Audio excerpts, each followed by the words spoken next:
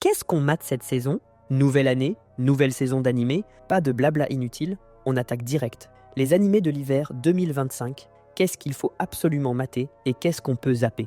Si t'es passé à côté, The Apothecary Diaries, c'est le shoujo qui a mis tout le monde d'accord en 2023. Un mix parfait entre enquête, médecine et drama de cour impériale. Tu vois l'ambiance? Game of Thrones version Chine médiévale, mais avec une héroïne plus maligne que tout le monde et des poisons à la place des épées. Et bonne nouvelle, ça revient avec 24 nouveaux épisodes. Oui, 24. En 2025, avoir une saison entière de 24 épisodes bien animés, c'est un putain de luxe. Et je vais être honnête, je ne l'ai pas encore terminé. Ouais, je sais, mais j'ai une excuse. J'ai peur de devenir accro. C'est comme ces séries Netflix où tu te dis « Allez, juste un épisode et boum, il est 4h du matin ». Si t'aimes les intrigues bien écrites, les héroïnes intelligentes qui mettent la misère aux puissants, et les histoires avec une touche de romance sans que ça vire en niaiserie, c'est clairement un immanquable. Jinwoo revient et il est toujours pété. Après une saison explosive, notre OP Boy favori revient avec une nouvelle saison intitulée Arise from the Shadow. Mais soyons honnêtes, on veut voir quoi? Si t'as aimé la première saison, il y a zéro raison de ne pas regarder cette suite. Et si t'as pas aimé, il y a encore 15 nouveaux isekai cette saison, donc tu trouveras sûrement ton bonheur ailleurs. Est-ce que je suis encore à jour sur Dr Stone? Est-ce que je vais faire semblant de savoir de quoi ça parle encore? Honnêtement, j'ai lâché il y a un moment. Mais j'ai maté les trailers de la nouvelle saison, et je vous jure, ça ressemble de plus en plus à un speedrun de Civilization. On est passé de « redécouvrons la science de zéro » à « on reconstruit un monde entier en 12 épisodes ». Et j'ai l'impression que chaque nouvelle saison accélère encore plus. Mais je respecte le délire. Dr Stone, c'est l'un des seuls animés qui te donne envie d'apprendre des trucs. C'est du shonen éducatif.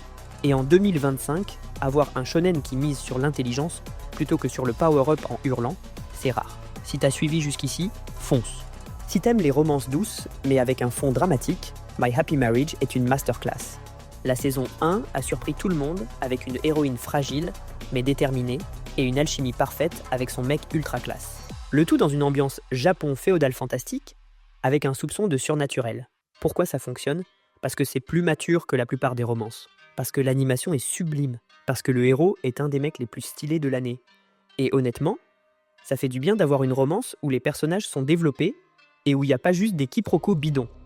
Parlons d'un truc beaucoup moins subtil. 100 Girlfriends. C'est le harem qui ne fait même plus semblant d'avoir du bon sens. On est littéralement sur un mec qui doit gérer 100 copines parce que, le destin a décidé que c'était comme ça. C'est absurde, débile, et pourtant, ça marche. Pourquoi? Parce que l'humour est totalement assumé. Parce que l'animation est dynamique et bourrée de visuels éclatés. Parce que ça pousse à fond le délire du harem jusqu'à l'extrême. Honnêtement, si t'aimes les comédies romantiques qui partent dans tous les sens, fais-toi plaisir. On attaque l'un des gros morceaux de la saison, Sakamoto Days. Si tu ne connais pas encore, imagine John Wick. Mais en mode daron fatigué qui bosse dans une supérette. Le pitch? Taro Sakamoto était le plus grand assassin de sa génération, une véritable légende qui pouvait te tuer avec une baguette de pain rassis. Un jour, il tombe amoureux et décide de raccrocher. Sauf que dans son milieu, personne ne prend sa retraite vivant. Maintenant, il a un petit ventre à force de bouffer des onigiri, il gère une supérette pépère avec sa femme, mais dès qu'on vient le chercher, il explose tout le monde sans même transpirer. Pourquoi c'est un banger? Parce que Sakamoto est un goat malgré son bide. Dans les shonen, on a toujours le même type de héros. Un gamin surexcité avec zéro talent qui progresse petit à petit, un génie ultra classe qui a tout dès le début, Gojo, Levi, Itachi. Sakamoto, c'est aucun des deux. Lui, il a déjà tout vécu. C'est pas un héros qui découvre son potentiel, il l'a déjà atteint. Et pourtant, il veut juste une vie normale. Le problème? Le monde refuse de le laisser tranquille. Mais au lieu de redevenir un tueur froid et badass façon John Wick, il reste un daron ultra chill qui peut te démonter en un claquement de doigts. Il peut être adorable avec sa femme et sa fille, puis désosser un mercenaire venu l'assassiner sans même poser sa tasse de thé. C'est ça, la vibe Sakamoto Days. On va pas se mentir. Ce qui fait la force du manga, c'est ses bastons ultra fluides et créatives. Tu vois les scènes d'action à la Jackie Chan, où un mec utilise tout ce qu'il a sous la main pour se battre? C'est exactement ça. Un combat avec une serviette de bain, une scène où il t'éclate avec un pack de nouilles instantanées, une baston dans un train à pleine vitesse où il utilise une poignée de porte comme une arme mortelle. Tout est prétexte à faire des chorégraphies stylées et dynamiques. Et surtout, c'est lisible. On n'est pas sur du caméra tremblante plus effet de lumière partout. Les combats sont clairs, stratégiques et ultra impressionnants. Si l'animation suit, ça va être l'un des meilleurs shonen d'action de l'année. Parce que les persos secondaires sont incroyables. Sakamoto, c'est pas juste une brute en tablier, il est accompagné d'une bande de bras cassés qui rendent l'histoire encore plus fun. Ici, il n'y a pas de je dois devenir le plus fort. Il l'est déjà. C'est une vibe totalement différente de Jujutsu Kaisen ou One Piece, et c'est pour ça que ça marche aussi bien. Honnêtement, tant que les chorégraphies de combat sont bien mises en scène, ça ira. Mais si l'animation est trop rigide, ça peut gâcher tout ce qui fait la force du manga. On croise les doigts. Si l'adaptation est réussie, Sakamoto Days pourrait être un des animés de l'année. Bon, maintenant on va parler d'un des animés les plus intrigants de cette saison, Zenshu. Déjà soyons clairs, cet animé, soit ça va être un chef-d'œuvre, soit ça va être un bordel incompréhensible. C'est pas un simple shonen, pas un isekai lambda, c'est une plongée dans la psyché d'une animatrice en burn-out qui se retrouve enfermée dans un monde inspiré de son propre travail. En gros, une animatrice, épuisée par son boulot, se retrouve transportée dans un film d'animation qu'elle a créé. Là-bas, elle doit retrouver son inspiration et comprendre ce qui l'a poussée à perdre foi en son métier. Ça parle de passion, de création artistique et des coulisses de l'industrie de l'animation. Déjà, respect. Parce qu'en 2025, alors que de plus en plus d'animateurs sont sous-payés et surmenés, faire un animé qui critique indirectement ce système, c'est couillu. Pourquoi ça peut être un chef-d'œuvre ? 1. Parce que c'est méta à mort. Si t'aimes les animés qui parlent d'animation, genre Shirobako ou Keep Your Hands Off Aizuken, Zenshu va probablement te plaire. Mais ici, on va plus loin. Ce n'est pas juste un animé qui montre les coulisses d'un lieu de l'industrie, c'est une introspection, un voyage mental où le monde de l'animation devient une métaphore des luttes internes de l'héroïne. Et ça ouvre la porte à des scènes complètement folles, des séquences surréalistes où elle modifie la réalité en dessinant. Un mélange de genres entre fantasy, drame et slice of life. L'animé peut partir dans des trips visuels dignes d'un film de Satoshi Kon. Et franchement, je suis chaud pour ça. 2. Parce que la direction artistique est un monstre. Regarde juste les trailers. Graphiquement, c'est du caviar. L'animation est fluide, détaillée, pleine de vie. Les décors sont sublimes, avec un côté peint à la main qui rappelle les vieux films Ghibli. Les designs des personnages sont simples mais expressifs, parfaits pour coller aux émotions fortes que la série veut transmettre. Et surtout, on a des mises en scène ultra créatives avec des plans qui se transforment sous nos yeux, comme si on passait d'un storyboard brut à un animé finalisé en temps réel. C'est le genre de projet qui peut marquer visuellement toute une année d'animation. 3. Parce que ça parle du vrai combat des créateurs. On n'en parle pas assez, mais les animateurs japonais vivent dans des conditions horribles. Des salaires de misère, des horaires de dingue, des studios en retard qui forcent leurs employés à cruncher jusqu'à s'écrouler.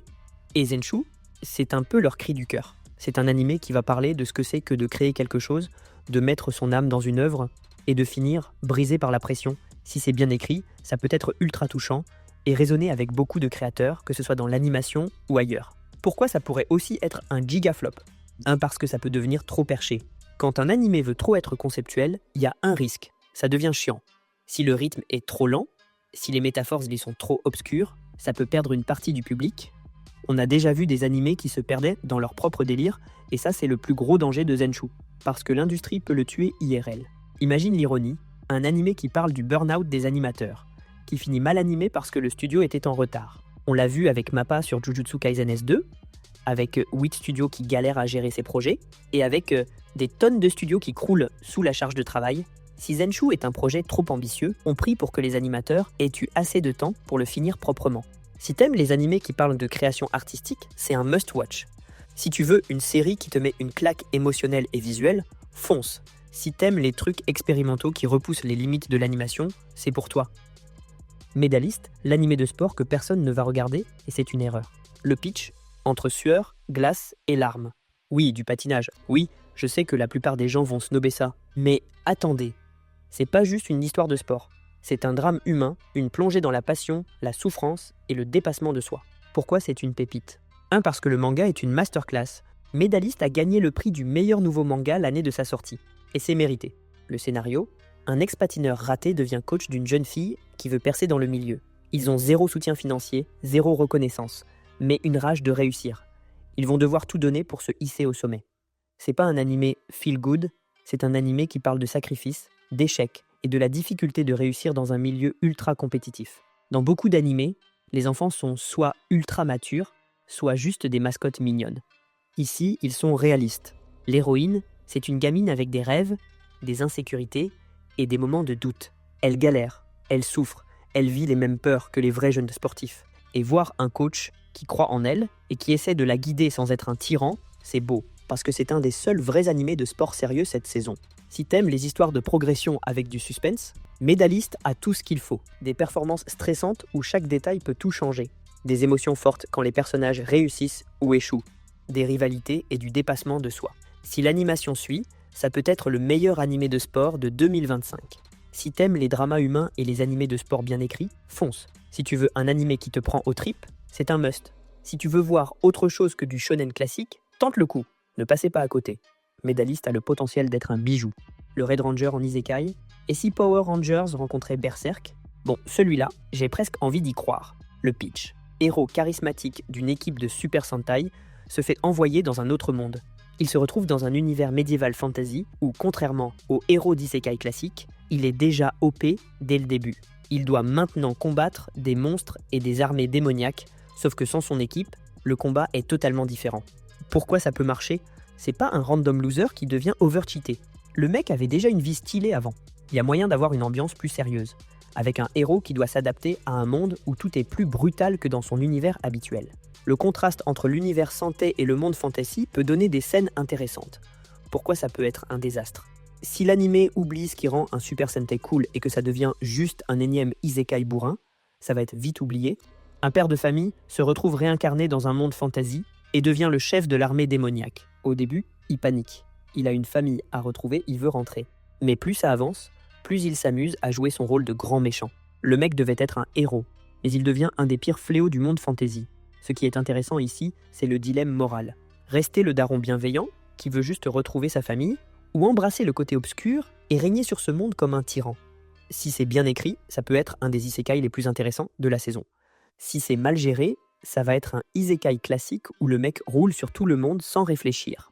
L'isekai le plus gênant de la saison, laissez-moi sortir d'ici. On a atteint un nouveau niveau d'absurdité cette année. Un mec est convaincu que s'il reste vierge jusqu'à 30 ans, il obtiendra des pouvoirs magiques. Il a raison, mais il y a une condition. Ça pue. J'ai même pas envie d'entrer dans les détails. Juste pourquoi? On savait que l'isekai pouvait aller loin, mais là, on touche le fond et on creuse encore. Verdict. Même moi, j'ai des limites. Lui, je l'aime bien. Un employé de bureau se fait isekai dans un monde fantasy. Sauf que son pouvoir spécial, c'est de pouvoir commander des objets du monde réel. En gros, il a Amazon Prime, mais en mode cheaté. Et ce qui est drôle, c'est que il ne veut pas devenir un héros. Il veut juste avoir une vie pépère et se faire un business. Mais à force d'abuser des commandes, il finit par devenir ultra influent. Un jour, il vend des chaussettes et des briquets. Le lendemain, il déclenche une révolution industrielle. Honnêtement, c'est un isekai slice of life qui peut être vraiment marrant. Si t'as aimé Farming Life in Another World, c'est dans la même vibe. Honnêtement, cette saison est bien remplie. Si tu veux juste suivre les tendances et éviter la peur de rater quelque chose, regarde Solo Leveling, Sakamoto Days et Zenshu. Si tu veux creuser plus loin, tente Médaliste, le Salaryman in Another World with Amazon Prime ou même 100 Girlfriends si tu es un peu chelou. Mais surtout, fais-toi plaisir. Parce qu'au final, c'est toi qui décides ce que tu veux mater. Alors tu mates quoi cet hiver? Dis-le moi en commentaire.